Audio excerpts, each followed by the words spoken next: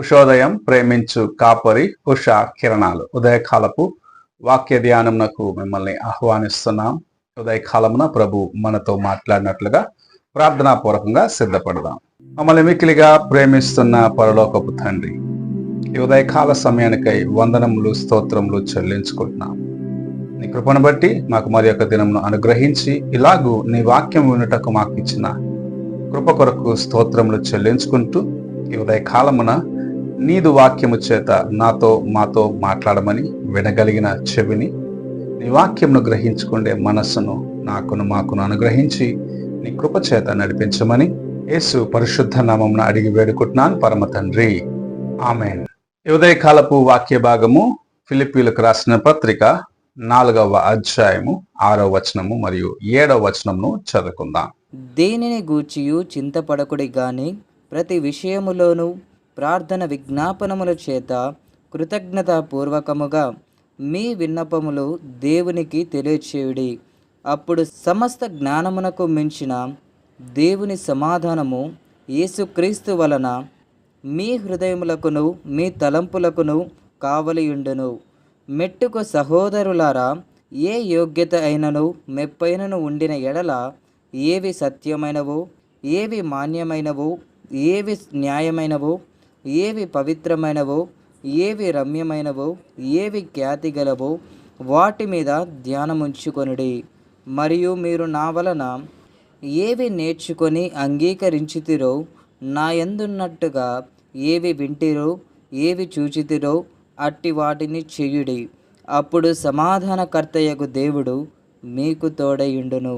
మనము చదివిన వాక్య భాగంలో అపోస్తలుడైన పౌలు యేసు ప్రభు యొక్క కొండ మీద ప్రసంగములో ఉన్న కార్యమును మనకు బోధించటం, అనగా ఏవి మనకు మంచివి, ఏవి నీతిని నేర్పిస్తావి, ఏవి మనల్ని పరిశుద్ధముగా కాపాడుతావి అని గ్రహించుకొని మన జీవితంలో జాగ్రత్తగా నడుచుకోవాలి అన్న విషయాన్ని నేర్పిస్తూ ప్రతి కార్యమును దేవుని సన్నిధికి ప్రార్థనలతోనూ యాచనలతోనూ మనము తీసుకొని రావాలి అన్న కార్యమును నేర్పిస్తూ ఉన్నాడు. దేవుని సన్నిధిలో నీవు ప్రార్థించినప్పుడు దేవుని యొక్క కార్యము నీ జీవితములో బయలుపరచబడుచున్నది. అనేకులు ఏం చేస్తారంటే, తాము ఒక నిర్ణయం తీసుకున్న తర్వాత ఆ నిర్ణయాన్ని ప్రభువు చిత్తముగా మార్చేదానికి ప్రయత్నిస్తూ ఉంటారు.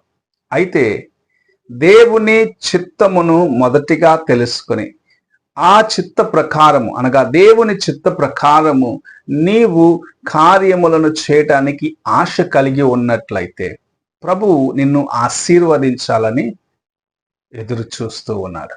ఈ ఉదయకాలమున నీవు ఎలాంటి జీవితమును కలిగి ఉన్నావు?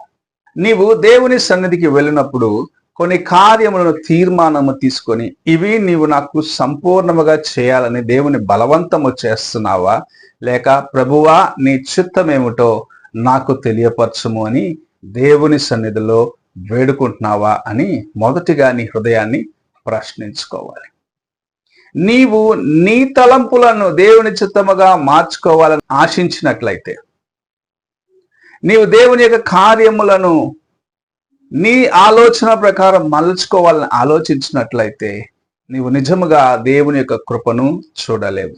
నీ జీవితంలో అనేకమైన ఆశీర్వాదాలను పోగొట్టుకొని గ్రహించుకునేదానికి సమయం వచ్చినప్పుడు అప్పటికే చాలా ఆలస్యమైపోతుంది.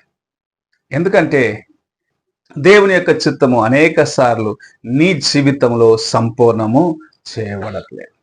ఈ ఉదయకాలమున దేవుని సన్నిధికి నీవు వచ్చినప్పుడు ఎల్లా నీ హృదయమును తెరచి, ప్రభువా నా అవసరత, నా యొక్క అక్కర ఇది, నాకు ఈ కార్యమును నీవు జరిగించుము అని అడిగేదానికి ముందుగా ఇది నీ చిత్తమా అని మొదటిగా దేవుని చిత్తమును గ్రహించుకునేదానికి ప్రయత్నించు.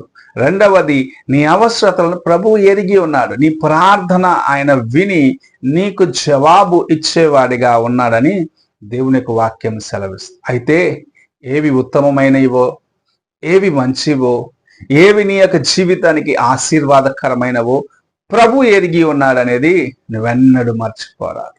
ఈ లోకము నీకు అనేకమైన కార్యములను ఒక రంగుల వలయములాగా చూపిస్తూ ఉంటుంది.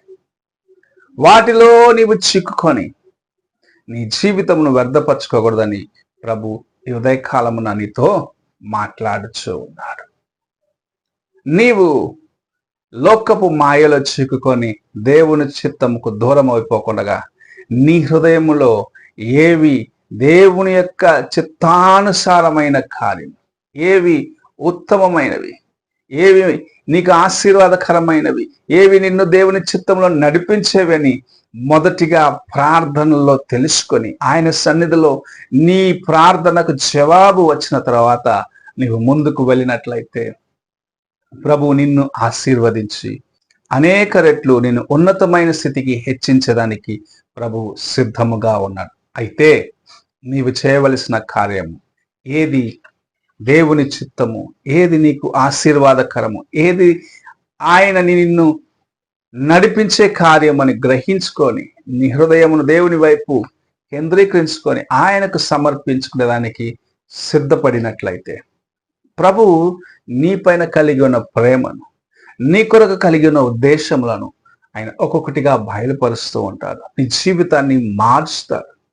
అంతవరకు నీవు ఎలాగున్నావో కానీ ఎప్పుడైతే దేవుని యొక్క చిత్తాన్ని గ్రహించుకొని ప్రార్థనల యాచనలతోటి ఏది నీకు అవసరమని తెలుసుకునేదానికి ఆశ కలిగి ఉంటావో నిజముగా నీ జీవితాన్ని ప్రభు నీవు ఊహించిన దానికన్నా అనేక రెట్లు మార్చి నేను అనేకుల ముందు సాక్ష్యముగా నిలబెడతాడు. అలాంటి జీవితము కోసము ఆశపడి దేవుని వైపు చూడాలని ప్రభు ఈ ఉదయకాలమున నీతో మాట్లాడుచూ ఉన్నాడు.